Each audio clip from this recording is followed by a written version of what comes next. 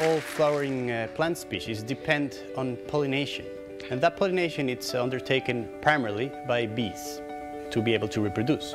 More than a third of all the food we consume depends directly or indirectly from pollination. Pollination is a very important issue that very few people think about. The threats that we have for stingless bees in Brazil are mainly related to deforestation. So they live also in cities, in small parks, but we need plants for the bees. The real challenge is to understand locally why bees are disappearing. Imagine an activity that could help preserve nature while creating economic revenue. Furthermore, imagine if the activity are relatively simple in terms of methodological implementation, requires low investment, and it's based on native species. Well, the activity, it's the rearing of stingless bees, also called meliponiculture. And our research tries to highlight the importance of this activity as a tool for sustainable development. And we work with local traditional communities among Indians, Afro-descendants and river people. And we help them raising bees in a traditional way. We are dealing with the possibility of working with 1 million families. That's the amount of people involved in the traditional communities in the Amazon. So we are dreaming of having 30 million bee boxes in the next 10 years.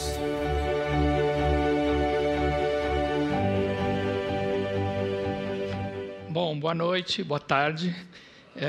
Desculpe que o vídeo está em inglês, mas era o único vídeo de 1 minuto que eu tinha. O de 8 minutos eu convido vocês a verem no nosso site, no site do ATAR. Eu agradeço aqui o convite, a honra de estar aqui com vocês. A Amazônia está aqui dentro. É biodiversidade numa garrafa. São 60 mil espécies vegetais, 300 mil insetos, representados pelas melíponas, que são 200 espécies, 89 no Pará, 60 em classificação pela ciência. Eu não sou cientista, eu sou administrador de empresas. Eu tenho que passar os slides, está no último. Volta para trás? Não, é esse mesmo, né? Então, só para contar um pouquinho, eu sou filho de fazendeiros, 10 gerações de pecuaristas, só que eu cruzei a cerca. Fui trabalhar na SOS Mata Atlântica como voluntário, fiquei ali como vice-presidente por 6 anos, conduzi aquela campanha junto com meus colegas, chamado Estão Tirando Verde da Nossa Terra, não sei se vocês lembram. Até os militares chamaram a gente para saber por que a gente estava tirando o verde da bandeira. Eu falei que vocês que estão tirando, não somos nós, né? E depois me dediquei ao ecoturismo, enfim, uma série de coisas. E há 20 anos criamos o Instituto Piabiru, que é a ONG que eu visto a camisa, e que trabalha, mudei-me para Belém, e lá a ONG trabalha na Amazônia toda. Trabalhamos com a Unicef, que é a questão da criança, em 750 municípios, com agricultura familiar, com 300 agricultores, conflitos agrários na Bahia, no Maranhão, enfim, com uma série de coisas, mas dizer o seguinte, a agenda é local. Então, há 20 anos eu conheci... essa água é minha? Pode usar? Há 20 anos eu conheci a meliponicultura, me apaixonei, né? E aí nós começamos a trabalhar. E é um produto diferenciado, né? Vou ficar aqui para conseguir ler. E é um produto diferenciado. A gente sabe que tem uma demanda, mas ele é muito pouco conhecido, né? Preço elevado ainda, né? Mas o que é preço elevado, né? Um salmão que vem do Chile, que anda 6.000 quilômetros, que só tem antibiótico, é mais caro, né, do que 1 quilo de mel, né, que veio da floresta de uma comunidade, esse da Melipona comprespes, uma das 6 espécies que a gente trabalha, em Almeirim, uma região da Calha Norte, do norte do Pará, que é inacessível, não tem como chegar. Mas a gente conseguiu pagar R$30 o quilo de mel ali para o produtor, né? Então, depois de 12 anos de trabalho, e é o primeiro mel, depois vocês podem olhar aqui na loja da ATAR, que é a primeira loja a comercializar o produto. Esse é um produto histórico, esse é um momento histórico. Vocês estão vendo o primeiro mel de abelha sem ferrão, depois de 500 anos, 100% legal. Não que os outros não sejam muito legais, mas esse está legalizado, né? Tem CIF, pelo mapa, e o IBAMA autorizou a criação de abelha sem ferrão.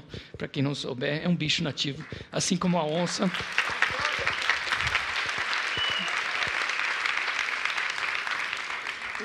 O mérito do meu colega, do Hermógenes Sá, diretor executivo do Piabiru, que pegou isso com as mãos, e o Fernando Oliveira, que é discípulo do Dr. Paulo Nogueira Neto, que ainda está vivo, mas é a grande pessoa que criou a criação racional de abelhas, com Warwick Kerr, doutora Vera, que vocês viram, que é a nossa rainha-mãe, enfim. É um grupo grande de gente. Essa apresentação depois vai ficar... Opa, estou andando para trás? Não, estou certo. Então, a gente criou uma empresa, né? E isso aqui está para venda, tá? Espero que vocês levem tudo. Só tem 3.000 vidros, mas vocês podem encomendar do ano que vem, tá? Vai ter o mel quilombola, do Quilombo Mel da Pedreira. Nós temos 128 famílias do Oiapoque, com 2 grupos indígenas, quilombolas no Amapá, Médio Amazonas, nós temos em Almeirim, Monte Alegre, no Marajó, estamos estudando o impacto no açaí. Tem 120.000 famílias que dependem de açaí, e a gente quer saber quanto, se puser abelha, se isso vai aumentar a produção. A gente sabe que aumenta até em soja. A soja da borda, ela produz 30% mais, né? Enfim, é uma história enorme e é muito simples, vocês estão vendo? É ridículo, na verdade. A gente quer que por isso que a gente fala, né? Cada casinha, cada agricultor familiar do Brasil, das 5 milhões de agricultores familiares do Brasil, eles tenham, acho que são 8, aliás, eles tenham, assim como tem galinha, porco, tenham caixinhas de abelha, né? E é uma atividade muito simples, a gente não inventou nada, e esses números são difíceis de entender, mas é para dizer o seguinte: isso dá lucro. Nós criamos uma empresa, ganhamos um prêmio agora da Conexus e da USAID, que é o PPA.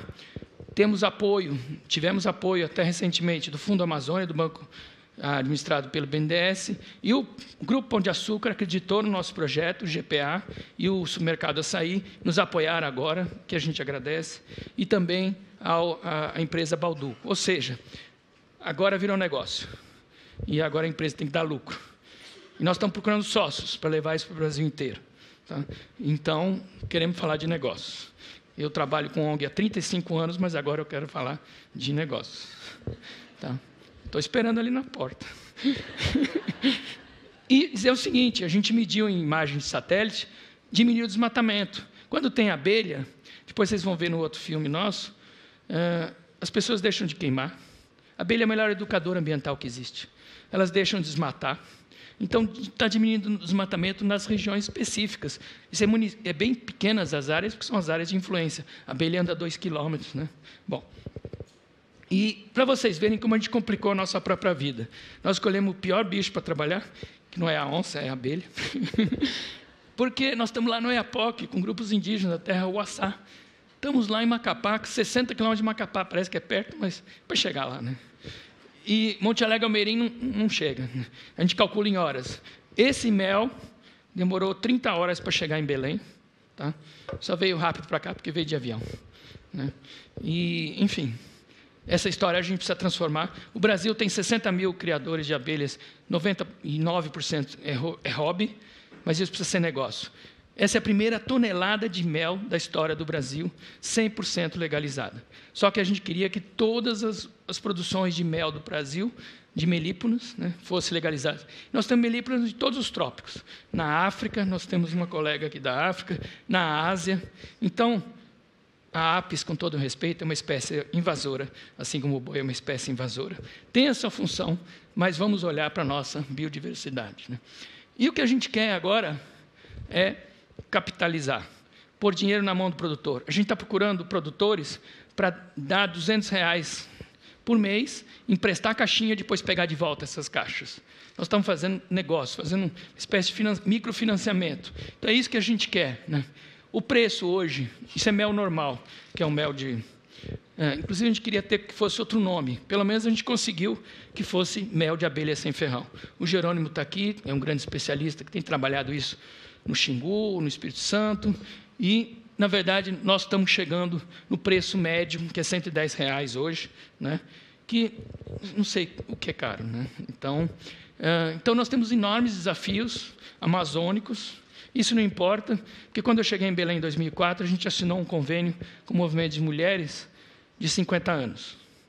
Cumprimos já 15 anos desse convênio com vários projetos. Então, a gente está assinando compromissos permanentes e a gente não vai salvar a floresta, senão troquem o beija-flor pela abelhinha de agora em diante, tá?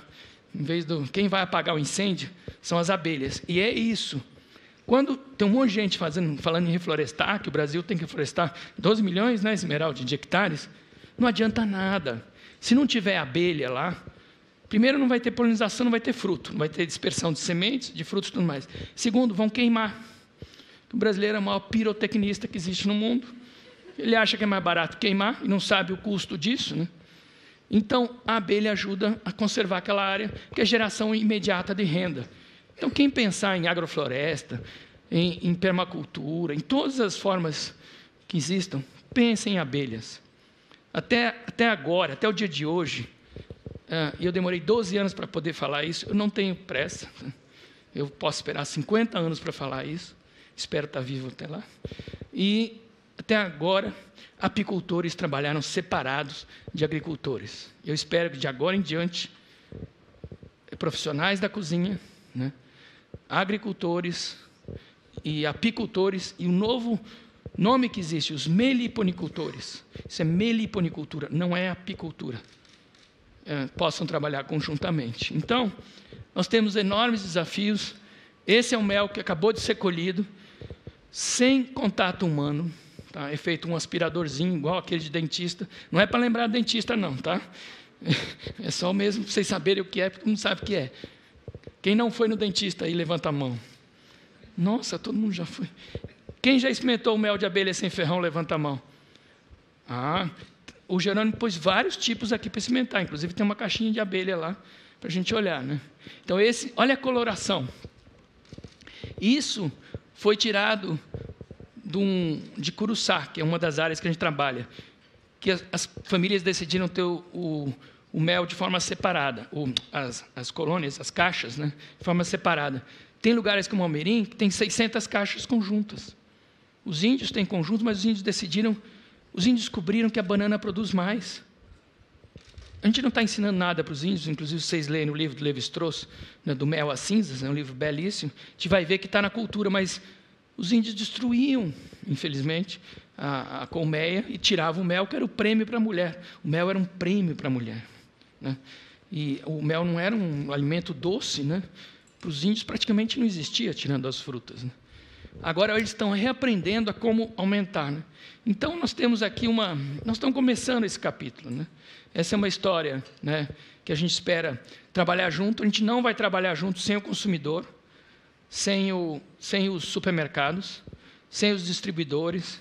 Essa é uma iniciativa, quer dizer, quando a gente fala de ter caixas de abelha, você pode ser, Esmeralda, dono de caixa de abelha lá em Almerim. A gente põe um chip lá, você pode até acompanhar que a abelha está entrando, não está, né? Então, a gente tem que construir essa narrativa conjuntamente. A gente não vai ter onça se a gente não tiver abelha.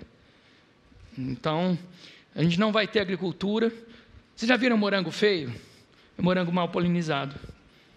É uma abelhinha pequenininha. Na Colômbia, vocês estão vendo que eu estou rouco, né? Eu estou usando aqui um própolis, né, para não ficar mais rouco.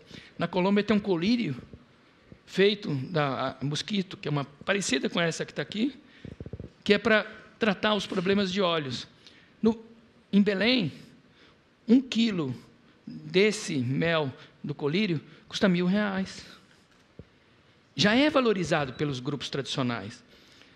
E a comida do Pará só é boa porque ela é valorizada pelo consumidor local. Então, nós temos aqui uma enorme possibilidade, um enorme universo, e eu queria só fazer um pouco com vocês de acupuntura social, né? Nós estamos despertando, né? Dê uma beliscada em vocês mesmos e repitam: eu vou comprar mel de abelha sem ferrão. Vamos lá. Belisque. Eu vou comprar mel de abelha sem ferrão. Hoje. Obrigado.